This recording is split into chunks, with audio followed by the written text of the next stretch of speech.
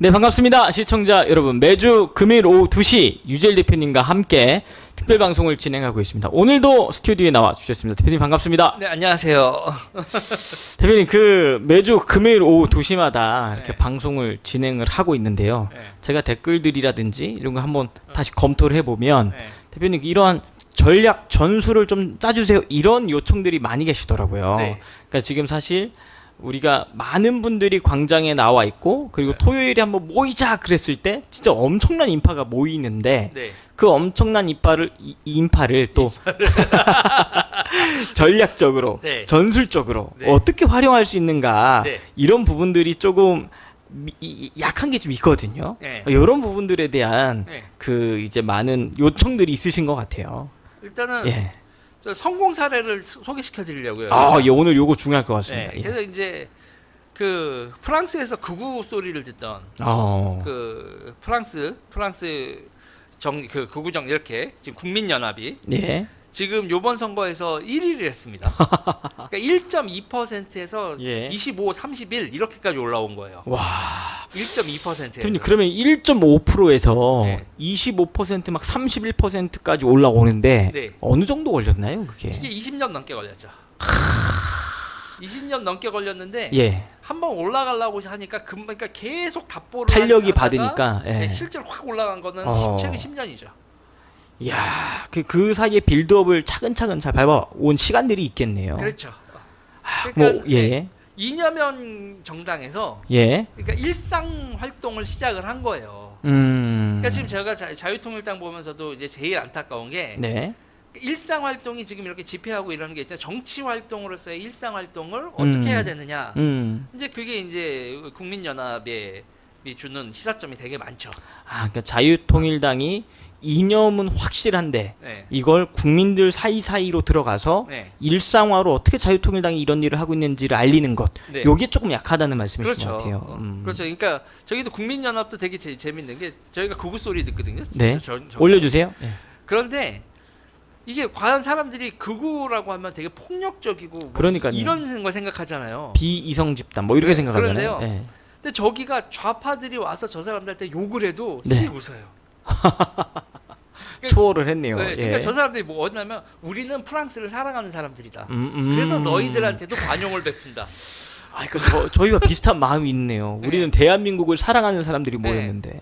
그러니까는 이게 예. 어느 정도의 지금 사태가 벌어지냐면 이분들은 그 껌도 안 뱉겠다는 거예요. 프랑스 위생 관념 잘 없잖아요. 쓰레기 예. 아무 데나 막 이러는데 네. 자기들은 프랑스를 사랑하기 때문에 대표님 마이크 조금만 올려주시면. 이렇게. 자기들은 프랑스를 사랑하기 때문에 공중 질서도 잘 지키고 뭐 쓰레기 버리고 뭐 이런 것도 우리 당 사람들은 안 한다. 이거는 이쯤 되면 있잖아요. 이게 예. 폭력적인 거야? 폭력적인 극우야? 예. 라는 것 자체가 그렇게 욕을 하기가 민망해지는 거죠. 프레임이 통하지 않겠네요. 프레임이 통하지 않죠. 그러니까 그렇게 해서 이제 극우라는 프레임인데 극우라고 이제 지식인들이 아무리 그래도 네. 이 사람들은 계속 웃으면서 일상에서 아무리 봐도 구구가 아니다. 네, 이렇게. 그리고 이 조직에 있는 바닥 조직이 가장 넓거든요. 예. 그러니까 지금 자유마을도 정말 이 조직. 엄청나죠. 근데 사실. 평소에 대한민국 국민들이 이런 조직이 있는지 사실 몰라요. 우리끼리만 아는 거야. 예. 이걸 좀 대중성 있게 네. 확대하는 요 과정이 좀 그게 중요해 보이네요. 없다니까요. 쓰레기 줍기 하고. 우리 마을 우리가 사랑하는 우리 마을. 그러니까 저 사람들은 이 나라를 사랑하고 네. 우리 공동체를 사랑하는 사람들이다 그런 거예요. 그래서 지금 보면 우리나라 이제 지금 시즌이 또 오고 있는데 장마철마다 무슨 일이 생겨요. 배수로 막히잖아요. 예, 맞아요. 근데 배수로 뚫겠다고 막 돌아다니는데 갑자기 우리가 띠매고 그 배수로 뚫고 다니고 봐요. 그럼 사람들이 저기 저 사람들 뭐야? 어디야? 뭐 이런 생각하죠. 예. 그거 아닌 것 같은데? 이런 생각이 드는 거죠. 그렇구나. 그러니까 지금 프랑스에서는 어느 정도로 사회가 지금 심각한 사태가 벌어지냐면 네. 요번에 올림픽 하잖아요. 네. 올림픽 하는데 테러 모의를 했었던 게 하나 잡혀요. 체천 이민자가 잡히는데 그 사람의 목표가 뭐였냐면 축구장에서 총질하는 거였어요. 와, 진짜. 너 왜 그렇게 하려고 했냐 그랬더니 자기는 순교자로 죽고 싶다는 거예요.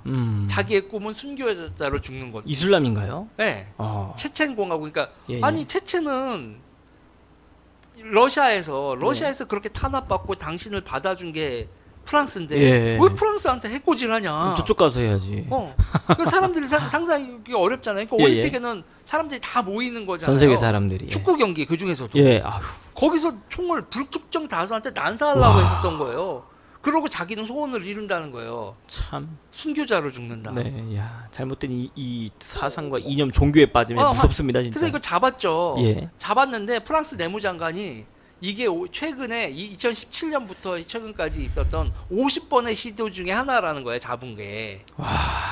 이런 시도가 50건이나 있었던 거예요. 예. 그러니까 이런 거에서 실제로 이제 보면은 그 총기 난사 사건도 있었죠. 네. 그 잡지사에서 모하메드를 모욕하는 기사를 실었다고 그 총기체로 했었고. 네. 그리고 이제 니스에도 노트르담 성당이 파리에만 있는 게 아니라 니스에도 있는데 똑같은 이름에 니스 노트르담 성당에서는 참수 사건이 벌어졌어요.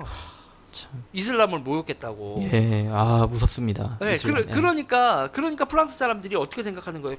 관용 이런 거. 그리고 어저께도 이제 이건 프랑스 얘기가 아니라 영국 얘기지만 우리 스톤헨지라고 있잖아요. 네네. 스톤헨지에다가 물감 끼얹었다고 했단 말이에요. 그러니까 좌파들이 뭐라고 얘기를 하냐면 그런 거예요. 당장에 석유 사용을 금지하라 이거예요. 이거 말이 되나? 그러니까 탄소 때문에 우리 다 지구 온난화 때문에 지구 멸종하니까 석유 사용을 멈추라고. 그렇다고 스톤헨지에다가 불을 그걸 끼얹고 우리 역사적 대원장이라는 문서 있잖아요. 네. 박물관에 가서 그 유리를 80대 할아버지 할머니가 깼다니까요. 아, 정말. 그러면서 뭐냐면 저스트 스탑 오일 그런단 말이에요. 지금 당장 석유를 멈춰라. 이런 식의 테러들을 하는 거예요. 아니 이런 상황이 되니까 사람들이 이제 지긋지긋한 거예요. 예. 이민이라든지 맞아요. 사회적 관용이라든지. 그리고 이러다가 이제 친환경 정책 한다고 뭐 하다가 전기료가 무지하게 올라가니까. 그러니까 프랑스에서 빵집 사장이 시위를 하면서 한 얘기가 전 되게 인상적이었거든요. 빵을 전기로 굽는데 코로나 터지고 갑자기 러시아 전기 막 끝나니까 네. 끊어지니까 전기값이 오르잖아요. 네. 내가 전기 요금만 2천만 원이다. 그러니까는 전기 요금 내면 자기는 뭐 가져갈 돈이 없다. 문제 해결하라. 그 프랑스 같이 원전 비율이 높은 나라도 그런데 예, 지금 예. 우리나라 같은 경우도 참. 물가가 네. 상대적으로 없다. 전기 요금은 되게 싸거든요, 아직은. 예. 그러니까 우리가 생각을 해봐야 되는 거예요. 무엇이 중요한디? 좌파들이 말하는 게 중요한디? 네. 관용을 베풀었더니 이렇게 총기가 나? 이런 식이 되는 거죠. 그래서 지금 그 프랑스 구구정당이라고 불리는 저 국민연합이 네. 인종주의적이다라고 이렇게 분류됐었거든요. 근데 당대표를 이민자를 뽑아버려요. 조르당 바르델라라고 하는 특이하네. 예. 당대표를 29살짜리예요. 와, 완전 획기적이네요. 네, 29살짜리 당대표를 뽑는데 이 당대표가 어떤 거냐 빈민가. 그러니까 아버지가 알제리 그리고 어머니는 이탈리아계 이런 혼혈이거든요. 근데 자기는 이게 그 빈민가에서 크는데 네. 그 빈민가를 그렇게 그 사람들이 폭동하고 하는데 난 이해가 안 간다. 그 사람들 나는 어렸을 때부터 폭력과 마약이 만연한 빈민가를 봤다. 그리고 그들이 얼마나 노력 안 하고 사는지를 안다. 프랑스는 우리를 품어주고 기회의 땅인데 그런데 이 사람들은 프랑스가 잘못됐다고 얘기한다. 내가 보기엔 프랑스가 잘못된 게 아니라 이 사람들이 잘못된 거다. 이야, 참. 그러니까 그걸 이민자 얘기해서 얘기를 하니까 네네. 갑자기 저 정당을 또 이민자 탄압하고 네네. 그 인종주의적이다 무지성적으로 사람들 배척하는 정당으로 하는데 사람들이 지겨운 거예요. 마약 범죄 극성을 부리지 깡패들 난리치지 깡패가 네. 그냥 깡패가 아니에요. 우리는 칼을 쓴다 여기는 총을 예, 쓴단 예. 말이죠. 이 지경까지 가니까 어떻게 되는 거냐면 국민연합이 진짜 하는 말이 맞는 거 아니야? 이렇게 되는 거죠. 예. 설득력이 조금씩 생긴 거네요, 이제. 그렇죠. 그러니까 저 사람들이 극우라고 하는데 프랑스가 프랑스다워야지. 그러면서 거기서 그러는 거야. 프랑스가 프랑스다워야지. 근데 프랑스가 프랑스다워야지에 대해서 간단해요. 노력하고 살아야지. 무슨 나라가 잘못돼서 아니 이게 지금 주변에 나라가 잘못된 나라면 주변에 있는 난민들이 왜 이 나라로 오겠어요? 이 나라가 좋은 나라니까 오지. 네. 그러니까 왜 노력하고 살고 이런 게 아니라 나라가 잘못됐다고 하고 길거리는 더러워지고 폭력은 난무하고 실업률은 올라가는데 그 실업자들이 일을 하기 싫다는 거란 말이에요. 나 이 정도 일은 안 해. 왜 자기가 가진 분수과 성실히 살아야 되는 게 프랑스 그런 거를 왜 다 붕괴고 프랑스를 부정하느냐. 네. 한마디로 헬 프랑스죠. 우리식으로 따지면 헬조선 이렇게 하듯이. 근데 이런 거를 어떻게 이런 응석바지를 언제까지 받아들여줘야 되느냐. 그리고 이제 이 지지가 그러니까 국민연합의 지지층이 중산층이 지지하고 네. 젊은 층이 지지하는 거예요. 그러니까 백인 중산층과 네. 그리고 젊은이들이 이렇게 돌아서기 시작하면서 35%까지 온 와, 거죠. 대단하네요, 진짜. 그러니까 저는 그래서 우리나라 현실에서도 되게 생각할 게 많다. 저는 그렇게 보고 있는 거예요. 야, 그러면 지금 이걸 또 자유통일당이 방금 말씀하신 대로 적용을 좀 시켜보면 자유통일당도 사실 언론에서 다루는 프레임이 극우라는 프레임이잖아요. 그럼 구구라는 프레임이죠. 근데 저희가 무슨 쇠파이프 들고 돌아다니는 것도 아니고 극우라고 할 만한 근거가 사실 별로 없거든요. 네. 근데 그 프레임을 씌워 놓으니까 언론을 통해서 일반 국민들이 바라볼 때 광화문에 모인 사람들은 극우야. 그렇죠. 이런 인식이 생겨 있는 거잖아요. 심지어 국민의힘 사람들도 그렇게 보잖아요. 아우 정말. 저는 와서 깜짝 놀랐어. 나도 그런 예. 줄 알았거든. 예, 아니야. 와서 보니까 아니야. 그러니까는 네네. 지금 프랑스에서도 무슨 얘기 나오냐면 예. 요번에 이제 국민연합이 1위를 한 다음에 어떤 사태가 벌어지냐면 그러니까 유럽 의회 선거였거든요. 그러니까 프랑스 의회 선거는 아니에요. 그런데 유럽 의회 선거에서 국민연합이 1등을 하니까 그 마크롱이 의회를 해산해 버렸어요. 선거를 다시 하겠다고. 그래서 6월 30일 날 선거하거든요, 저기. 그러면 저기가 누가 이제 1당이 되느냐 이렇게 보는데 그 전에는 무슨 합의가 있었냐면 극우는 배척한다라는 나머지가 전부 다 똘똘 뭉쳐 있었어요. 그래서 오른쪽 사람들마저 그러니까 왼쪽 사람들마저 오른쪽 찍으면서 저긴 아니야. 극우만 아니면 돼라고 하면서 좌파 그러니까 민주당이 자유통일당 안 된다고 하면서 국민의힘 찍는 것 같은 일이 벌어진 거예요. 예. 그러니까 그 정도로 이제 반대의 경우도 발생하고 오른쪽 당도 계속 2등을 하거든요. 국민연합이. 그러니까 국민연합을 배제하겠다고 계속 지금 있는 좌우 당들이 서로 배척을 하면서 저창을 이런 일종의 컨센서스가 있었단 말이에요. 1945년 이후에. 그러면 그리고 이제 최근 정치에서도 국민연합은 안 된다는 배제하는 이런 게 있었는데 예. 이게 무너지고 있어요. 아, 그렇구나. 그래서 프랑스 공화당 대표가 예. 요번 총선에서 국민연합하고 손을 잡을 수 있다. 그러면 이제 그렇게 손을 잡으면 연정이 되고 저기가 집권을 하는 거거든요. 저기는 또 대통령이 있어도 총리하고 이렇게 네. 이중정부 상태가 발생할 수 있으니까 총리하고 내각을 자기네들이 이번에 공화당이 국민연합하고 연합할 수 있다라는 얘기를 했다가 네네. 그 당대표가 잘려요. 제명당해요. 그러니까 대혼란에 빠지죠. 그러니까 우리가 어느 쪽을 배척하고 어느 쪽이랑 손을 잡아야 되는지에 대해서 프랑스 그 정통 우파 내부에서도 자기네들이 이제 1위 우파 내부에서 1위가 아니라 2위인 거거든요. 그거를 어떻게 해야 될지에 대한 대혼란이 벌어진 상태예요. 아, 그렇구나. 그러면 지금 이 프랑스만 그런 게 아니라 네. 약간 전 세계적으로 네. 우파 진영들이 어떤 회복과 붐이 좀 일어나고 있는 그런 분위기들이 좀 있잖아요. 그렇죠. 그러니까 그 이탈리아 총리도 예. 그렇고 근데 이탈리아 총리 같은 경우도 그렇게 된 다음에 아니네. 우리가 생각했던 극우가 아니네 이렇게 되는 거예요. 그러니까 지금 이게 지금 여기서 가지고 있었던 극우라는 플레임에 저 사람들은 폭력적이고 이 체제를 전체주의 체제로 가져갈 거다라고 하는 그 생각 그리고 꼰대들의 집합이라는 그 생각이 계속 부식되고 있는 거예요.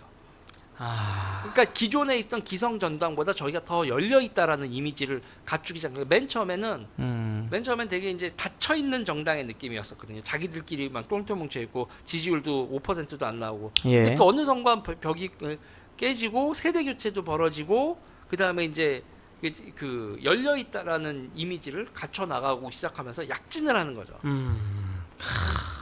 그러니까 지금 세계적으로 그런 분위기로 흘러가고 있다 보니 특히 유럽이 강하죠. 예, 유럽에서 보통 그런 분위기를 타고 또 한 10년, 15년 막 이렇게 흘러 들어가다 보면 네.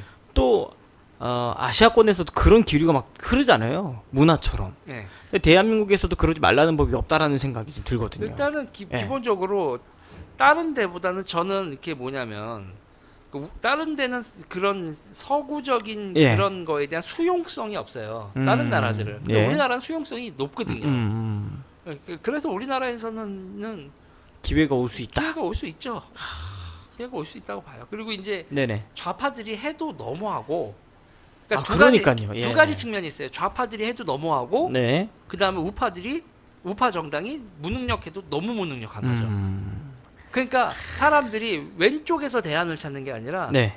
지금 항상 보면 정치가 현재 정치에 대해서 좀 한계가 있고 그 다음 정치를 갈구하잖아요. 네네. 근데 보통 항상 대안 세력이라고 하면 왼쪽을 많이 얘기를 그러니까요. 하는데 예. 그런데 이게 지금 기성 정치로 이렇게 분류가 된 다음에 그게 오른쪽에서 대안을 찾는 거예요.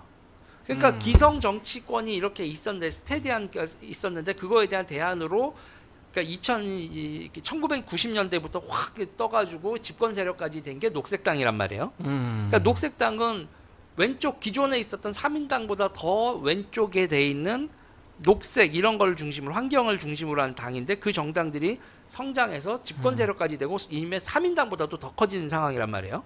그런데 이제 왼쪽에서 더 왼쪽이다라고 하면 이제 비건 이런 사람들, 비건 같은 사람들은 정육점 그러니까 돌 던집니다. 식당 들어가가지고 네. 막 밥 못 먹게 하고 막 소리 지르고 네. 시위하고 고기 먹는 소리. 야만인들이라고 그러니까요. 난리치고 네. 사람들이 이거 어떻게 보겠어요? 그냥 비이성적인 집단으로 바라보겠죠. 너무 간다 이렇게 보는 거고 스탑오일이라든지 네네. 저스트 스탑오일이라든지 비건주의자들 막 트럭 지나갈 때 그 앞에 누워버리잖아요. 그리고 비건주의자들이 그런단 네. 말이에요. 동물권 운동한단 말이에요. 그 동물권 운동에서 황당한 게 뭔지 아세요? 의학의 발전도 방해해요. 동물 실험하잖아요. 참 무시무시하네요. 예. 그러니까 우리가 이제 쥐 같은 거 동물 실험하고 원수 뭐 이렇게 돼지 같은 우리한테 것도 하고. 예. 약물 투입하기 전에 원숭이 실험도 하고 하잖아요. 네네네. 동물권 뭐 한다고 그런 거 하지 말라는 거예요. 임상 실험도 이제 할 수가 없게 되는. 네. 이렇게 되면 그래서 이제 제가 요번에 이제 우리나라에서도 동물권 이런 거 나와서 이거 법 조심해서 만들어라. 그런 거에 대해서 잘못 법을 만들면 네. 우리나라에서 그런 애들이 득세하게 만들 수 있다. 그러네요. 참. 그러니까 그런 모습을 보면 사람들이 이건 아닌데 그리고 이런 건 아닌데 보면은 어느 쪽에서 답을 찾아야 되지? 그러고 이제 사람들이 이런 얘기를 한단 말이에요. 저런 나라들 같은 경우엔 그러니까 인종적으로 너무 섞이다 보니까 네. 프랑스답게 우리가 이게 프랑스야? 이런 물음표를 찍는 사람들이 당연히 점점 생기고 많아지는 거네요. 그런데 이제 네. 이런 말을 하는 게 극우다라고 생각해서 다들 억제해 왔는데 이제 터져 나오는 거죠. 프랑스가 프랑스다워야지. 그리고 시민이라면 근면 성실하게 사는 사람들이 존중받아야지. 그러니까 약자 보호라는 얘기만 죽어라 하다가 어느 순간 근면 성실하게 사는 사람들, 세금 내는 사람들이 내 세금을 저렇게 쓴다고? 이건 아니잖아. 네네. 내가 뭐가 그렇게 강자고 내가 그렇게 뭘 이 나라에서 참. 그랬다고 나는 성실히 사는데 저런 애들한테 내 세금이 가고 나는 소외받고 이러는 거야 라고 하는 일이 벌어지는 거예요. 그러니까 두 측면인데 하나는 네. 프랑스 정체성이라는 면에서 벌어지고 또 하나는 납세. 난 세금 내는 놈 따로 세금 받아가는 놈 따로 이건 아니지 않냐. 당연히 상식적인 얘기고 그리고 특히 이거에 젊은 층이 호응하는 거예요. 지금 우리나라에서도 벌어질 일이지만 국민연금 같은 것도 얘기 나오지만 예. 젊은 친구들도 나는 세금 내서 내가 보장받는다는 게 있어? 그러니까요. 그리고 나는 예. 윗세대들보다 가난해. 예. 이렇게 되는 거죠. 왜냐하면 윗세대들을 떠받치기 위해서 내가 이렇게 해야 되는 거야? 희생을 해야 된다라고 생각을 하니까요. 예. 그러니까는 오히려 젊은 세대 그렇게 생각하는 젊은 세대와 납세자 그리고 중산층이 연합을 해서 오른쪽 정당을 키우는 사태가 벌어지는 거죠.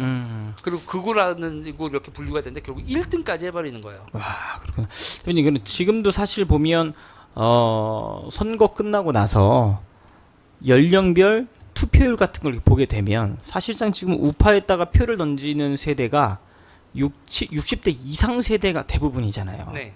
그리고 나서 20대 같은 경우에도 20대 여성은 이재명과 조국한테 몰표를 던졌더라고요. 그렇죠. 그나마 20대 남성들이 조금 남아 있었고 네. 40대 50대는 뭐 말할 것도 없고 네. 그럼 사실상 지금 돌이킬 수 있는 건 젊은 세대들의 어떤 돌이키는 변화가 있지 않으면 돌이킬 수 있는 어떤 비전을 제시해주지 못하면 사실상 60, 70대의 어르신 세대들은 이제 곧 하늘나라로 가시잖아요. 네. 그러면 사실상 이게 뒤집을 수 있는 가능성이 없어 보이거든요. 그러니까 지금 네. 수도권 선거가 이렇게 되는 거잖아요. 참. 수도권 선거가 벌써 연령 효과가 나와서 이게 한 번이 아니라 두 번 이렇게 계속 굳잖아요. 예. 그러니까 지금 이게 앞으로도 이게 점점 더 심화될 거란 말이에요. 네. 참. 그러니까 이런 상황에서 결국은 어떤 거냐면 우리가 맞서야 되는 게 이거거든요. 결국은 좌파는 해줘예요. 해줘. 나한테 계속 뭘 요구해요. 네. 아니 그러니까 20대 남녀가 딱 갈라지는 것도 그거란 말이에요. 남자 그 젊은 층 같은 경우에 이대남 같은 경우엔 자기네들은 군대도 가고 네. 그리고 시집 장가 가고 뭐 결혼을 할 때도 자기네들은 의무가 많다는 거예요. 아니 여자 대비 우리가 왜 이렇게 의무가 많냐? 우리가 무슨 특혜를 누리고 컸다고. 예. 남녀 클 때부터 똑같이 컸는데 결혼할 때도 왜 우리는 지불해야 되고. 그래서 이제 뭐 마통론 같은 거 나오면서 계속 얘기가 그거거든요. 왜 남자와 여자의 의무가 다르냐? 그럼 여자들은 우리는 출산하잖아. 네 출산도 안 하잖아. 출산율 최저라서 지금 난리도 아닌데 지금. 여러분 이 출산율 0.35 이거 무서운 겁니다. 아, 그러니까요. 이거 뭐 조금만 몇십 년만 있으면 대한민국이라는 나라가 사라질 이 존망의 위기인데. 근데 이게 우리가 0.35를 35% 생각하시는데 네. 아니에요. 왜냐면 여자 100명 중에서 네. 35이 나온다는 얘기라고요. 그러면 남자까지 하면 200명 중에 35이에요. 아, 그러니까 그러네요. 사람들이 35%씩 인구 감소가 아니라 한 세대 만의 인구가 17%로 주는 거예요. 지금 100만 명이었던 인구가 네. 17만 명이 되는 거라니까요. 와, 엄청 35만 명 되는 거 심각하네요. 아니에요, 이거. 이건 그냥 소멸입니다, 소멸. 그러니까 이럴 땐 뭐냐면 우리가 쉽게 생각하면 그거거든요. 우리 사회에서 지금 저출산과 관련돼서 쭉 나오는 게 뭐냐면 우리가 애를 안 낳고 전부 다 가처분 소득으로 바꾼 거예요. 네네. 애들 육아했을 돈을 가처분 소득으로 써서 그래서 소비를 한 거라고요. 네네. 근데 지금 상태에서는 뭐냐면 대한민국에서 표준적인 삶의 방식을 소비하는 삶, 뭐 혼자 뭐 골드미시 뭐 이런 헛소리부터 다 없애야 되고. 참 욜로라는 문화도 그렇고요. 예. 예. 그리고 딩크, 예, 더블인컴 딩크족. 노키즈 뭐 이런 예. 것도 있고. 그러니까 지금 이런 거에 있어서 저도 이제 쭉 와서 보다 보면 이게 바꿔야 된다는 거예요. 나라 전체. 그럼 그런 메시지들을 그러니까 표준적인 삶의 방식, 애 둘 낳고 가정 있고 이런 식의 삶의 방식을 어떻게 누가 전파를 하느냐?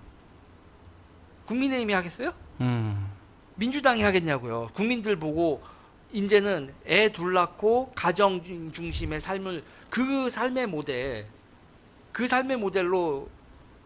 삶의 가치관을 그런 거로 제시할 수 있는 그런 언론 활동, 작가 뭐 문화 활동 이런 것들을 종합적으로 누가 할 의지나 있냐고요. 국민들에 맞서는 거거든요, 그거. 네네. 야, 지금 말씀해 주신 것만 하더라도 사실상 현실적으로 젊은 세대들이 어떤 마음의 변화를 통해서 대한민국을 지키자라고 하는 자발적인 운동을 이끌어낼 통로를 마련해 주지 않으면 네. 사실상 얘기해 주신 대로 절대 이길 수 없잖아요. 지금 상황이요. 그 통로와 출구를 만들어 주는 게 자유통일당이 물꼬를 터 주기만 하면 그렇죠. 지금 이렇게 안 되라는 법이 없잖아요. 그러니까 되게 재밌는 게 네. 가난한 사람들이 나 사회에 반란을 할 거다라고 많이들 왼쪽은 생각을 해요. 예. 왼쪽은 그걸 선동을 해요. 아, 그렇죠. 그런데 이게 뭐냐면 선동으로 부추겨서. 가난한 사람들한테 예. 나라마저 자부심의 대상이 아니면 너무 초라해져요. 참. 그렇기 때문에 사람들이 있잖아요. 내가 이렇게 가난해도 이 나라에 내가 공헌할 수 있다라는 건 명예거든요. 군복무를 한다거나 세금을 낸다거나 기타 등등. 그냥 기본적으로 나라한테 뭘 해줘가 아니라 이 나라는 내가 키우는 나라라고 나라를 나한테 착취의 도구고 지배징의 도구고 선동해서 부서뜨려야 되는 거고 저기서부터 내가 뭘 끌어내야 된다라는 그 좌파적 관점을 그거를 우파들까지 이제 스윗하게 공유해서는 안 된다는 거예요. 가난해도 나는 이 나라를 지키는 사람이지 이 나라를 뽑아먹을 사람은 아니라고 접근을 해야지 그 나라가 건전하게 된다고요. 참.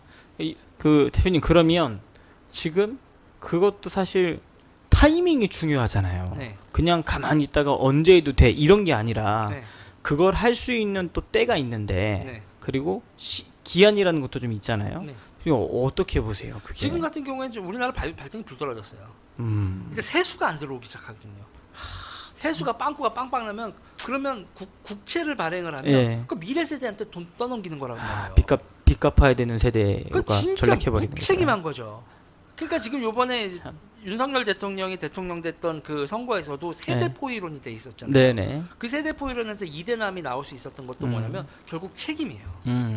책임감 있는, 그러니까 우리가 그리고 가난하다고 사람을 모욕해서는 안 돼요. 예. 그 등급을 둬서 안 되고, 그러니까 우리가 가난해도 내가 내 새끼 둘 낳아서 내 새끼 낳아서 책임지고 나고 이러면 나는 자긍심 높은 사람으로 그쵸. 존중해줘야 돼요. 예. 에휴, 내가 돈이 없어서 이렇게까지 못해도, 그러니까 그걸 자꾸 요새 무슨 팥빙수 13만 원짜리 못해서 미안해 말 같지도 않은 얘기를 자꾸 퍼뜨리잖아요. 팥빙수.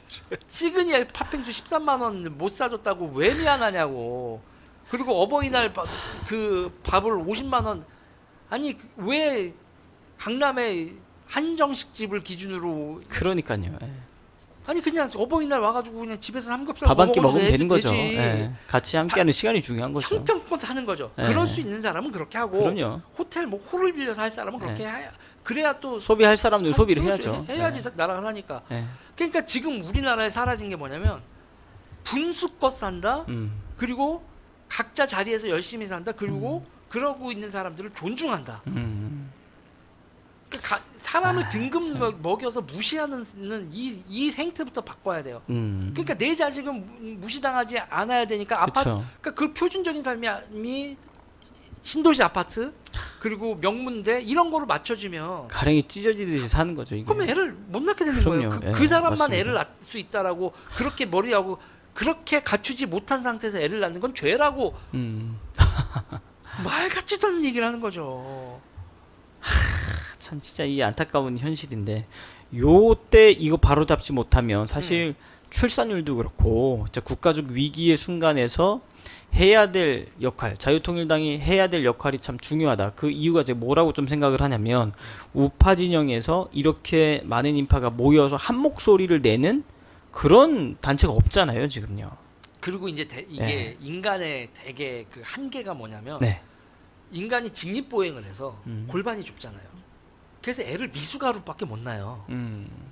그러니까 다른 동물들은 낳자마자 얼룩말도 뛰잖아요. 네. 뱃속에서 다 키워서 나온다고요. 그러니까 인간은 골반을 엄마 골반을 나와야 되니까 미숙 상태가 다 커서 나오면 엄마 죽어. 그래서 미숙어로 나와서 어떻게 되냐면 육아 기간이 길고 맞아요. 네. 그리고 그 애를 낳으면서 엄마가 몸에 데미지를 크게 낳기 때문에 네. 애는 사실은 엄마 아빠가 키우는 게 아니에요. 집단이 키우고 공동체가 키우는 거지.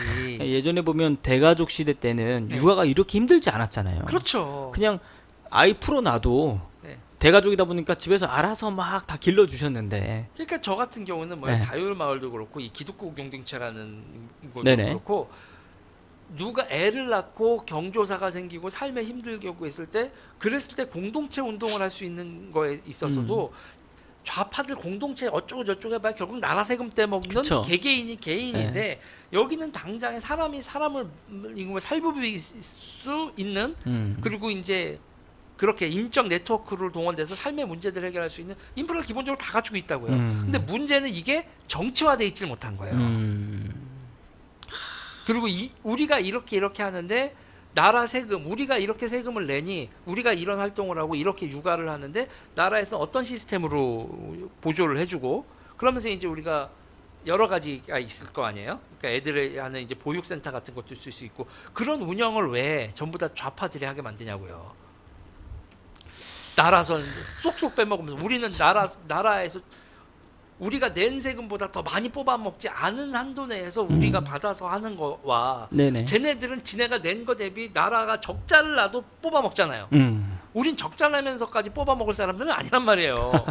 그러니까 우리가 납세자로서 늘릴 권리의 범위 내에서 그런 책임감을 가지고 국가 시스템을 만들어갈 수 있는 거버넌스는 좌에 있지 않고 오른쪽에 있다는 거죠. 왼쪽은 무책임해요 지금. 오른쪽은 아예 이런 거에 대해서 없고 안타깝습니다. 그래서 저는 그런 거예요. 지금 이제 장마하고 홍수나하고 막 이러잖아요. 네. 이러면 이제 배수로 관리나 기타 등등도 우리가 자유마을 사람들, 우리 지자체장 보수 쪽 지자체장들한테 가서 우리가 근로 하겠다. 예. 받고 돈 받을 거 받고 우리가 띠두르고 가서 계속 어디 막혀 있는데 보고 뚝 무너진 데 오고 그러면서 하면 되잖아요. 그런 활동을 하고 띠두르고 사람들이 저기서 뭐 하냐. 저기 열심히 하네. 자유마을이라는 데가 진짜 우리 동네에 또 활력을 집어넣는 저 어떤 단체구나 이런 느낌과 인식이 심어지면 선거 때 또 굉장한 힘을 또 받잖아요. 그리고 이게요. 선거를 해야죠. 요번에 어디서 배수로 어디 막혀 있는 거 뚫었습니다. 이런 거 하고 알리고 뭐 사람들한테 네네. 하고 그러다가 이제 우리끼리만 하는 게 아니라 동네 사람들한테도 가서 우리 여기 이렇게 되는데 같이 할래? 하면서 같이 하고 그러면 사람이 또 입소문이라는 게 굉장히 파워풀하잖아요. 이게. 그렇죠. 그러니까 저쪽하고 다르게 해줘야죠. 받아먹는 게 아니라 우리 네. 땀 흘려서 뭔가 했을 때 네. 사람이 느끼는 성취감이란 게 예, 있단 말이에요. 맞습니다. 참. 그리고 내가 뭐가 된 거 같고 내 삶에 의미가 생기고 그러면서 이제 사람하고 살도 부빌 수 있는 거고 그리고 이제 내가 내가 뚫었다 막 이렇게 친구들 사이에서 일명 광도 칠 수 있는 거고 네네. 그렇게 되면서 이게 정치적 외연으로 확장해 나갈 수 있단 말이에요. 맞습니다. 참. 이 프랑스에 있었던 이런 사례들을 통해서 현재 지금 자유통일당이 나아갈 수 있는 길, 그리고 자유마을이 어떤 일들을 하면서 또 다음 다가올 선거를 준비해야 될 것이며, 그리고 그렇게 전략적으로 접근에 들어가서 자유마을을 일상화 그리고 대중화시킬 수 있는 전략으로 뻗어나가야 된다. 그렇죠. 여기 가장 중요한 핵심 키워드 같습니다. 그리고 지금 당장 지방선거에 또 들어가야 돼요. 그러니까요. 맞습니다. 예. 지금 그리고 그러려면 지금서부터 일상적이니까 너무 선거 때만 반짝 이벤트를 하면 그러면은 진입을 못 해요. 그게 제가 안타까워요. 그러니까 맞습니다. 예. 대표님과 함께 또 이제 그런 내용들을 네. 점차 나누고 조금씩 빌드업을 해 가다 보면 또 이런 또 그림이 또 나올 수 있다는 그럼요. 거잖아요. 예, 맞습니다. 참. 별거 없다니까요. 우리가 자유마을끼리 모여서 배드민턴 네네. 치고 탁구 치는 대회도 해야 돼요. 꼭 정치 얘기만 해가지고는 예. 일상화가 되지 않고 사람들을 흡수할 수가 없어요. 대중화가 안 되면 맞습니다. 참. 어쨌든 좌파도 한 표, 우파도 한 표, 우리 동네 주민도 한 표니까 한 표죠. 그 한 표를 가져오기 위해 대중성을 갖춰야 된다 이제. 그러니까 대한민국에서 제일 많은 사람들은 예. 제1당은 투표 안 하는 사람들이에요. 40%예요. 예. 국회의원 선거 기준. 그러네요, 진짜. 그리고 그 다음에 투표 안 하시는 분들을 우리의 투표장으로 데리고 오는 것 이게 되게 중요해 그러니까 보입니다. 대한민국에서 투표 성향이 굳은 사람은 30%도 안 돼요. 70%는 흔들리는 사람들이에요. 나갈까 말까 찍을까 말까 분위기 흔들리는. 이쪽 찍었다 저쪽으로 찍었다 선거장에 나왔다 안 나왔다 하는 사람이 네. 70%가 넘어요. 맞습니다. 참. 그러니까 30%끼리 왼쪽이니 오른쪽끼리 치고받고 막 하고 있는 거죠. 예. 그래봐야 선거에서 넘으면 이게 아닌 건나 배 그러잖아요. 그러면 거기서 나머지 70%를 향해서 그때 이제 중도층 확장이라는 개소리를 뻑뻑해 되는 거죠. 그 중도층 그게 아니라 예. 사실은 중도층이 아니라 평소에 지들끼리 싸우고 게을러서 관리 안 한 70%. 맞습니다. 참. 그것만 제대로 관리하면 금방 35% 나옵니다. 맞습니다. 또 이게 말씀을 듣다 보니까 그런 기대감이 또 생기는 것 같습니다. 다음 선거에는 우리가 꼭 이런 차근차근 빌드업을 좀 밟아가서 우리 뒤에 계시는 이 광화문 애국 그 국민 여러분들이 자유마을의 대중화를 일으키는 좀 주역들이 됐으면 좋겠다. 그런 기대를 갖게 됩니다. 예. 그 우리가 통일전선부라고 하잖아요. 네네. 그거에 대해서 이제 자꾸 이상하게 생각하는데 통일이 그 우리나라의 그 남북 통일 얘기하는 거 아닙니다. 그 통일전선부. 유니파이드 프론트라고 그래요. 프론트는 전선이거든요. 네. 전선을 통합 관리한다는 거예요. 지휘통제부라는 얘기가 전쟁이 아닐 때의 지휘통제부라는 거거든요. 예. 그러니까 지금 우리가 유니파이드 프론트가 없는 거예요. 그러니까 커맨드 센터가 없는 거죠. 네네. 본진이 없는 거네요. 이게. 그러니까 커맨드 센터가 없으면 SCV들이 갈 데가 없네요. 미네랄이 어디 있는지 몰라요. 네네. 미네랄을 들고 어디로 가야 될지 이러고 있게 된단 말이에요. 그러니까 우리가 지금 전선을 만들고 프론트를 설정하고 그다음에 그거에 대한 컨트롤을 하고 그러니까 일사불란한 유니파이드 프론트를 만들면 그러면 이제 우리가 전선을 밀고 나갈 수가 있게 되죠.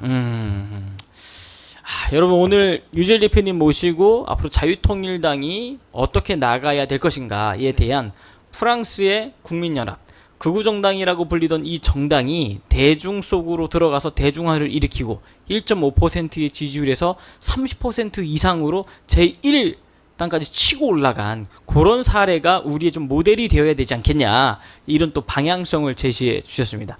들으시는 분들도 상당히 동의하실 거라는 생각이 좀 많이 드는데요. 실제 자유마을로 모이신 분들이 이 자유마을이 대중성을 갖출 수 있는 전략과 전술을 좀 가지고 들어갈 수 있도록 그런 디테일한 어떤 모습들을 지금부터 하나씩 그려가면 반드시 성공하지 않을까.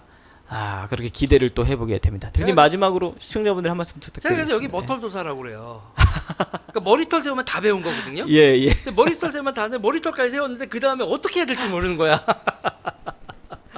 맞습니다. 지금부터 어떻게 하느냐가 중요해 보입니다. 네, 알겠습니다. 여기 여러분들 그러니까 다 갖추신 거예요, 다. 그러니까 참. 쌀하고 물까지 준비돼 있는데, 네네. 밥솥까지 준비돼 있는데 어떻게 하고 계시지? 밥을 어떻게 해야 되는지 모르고 있어서. 아니 다 준비돼 있는데 왜 못한다는 거지? 저는 예. 자유통일당 보면은 안타깝습니다. 다 돼 있거든요. 여기. 예. 그러니까요. 다 돼 있는데 밥이 안 되네.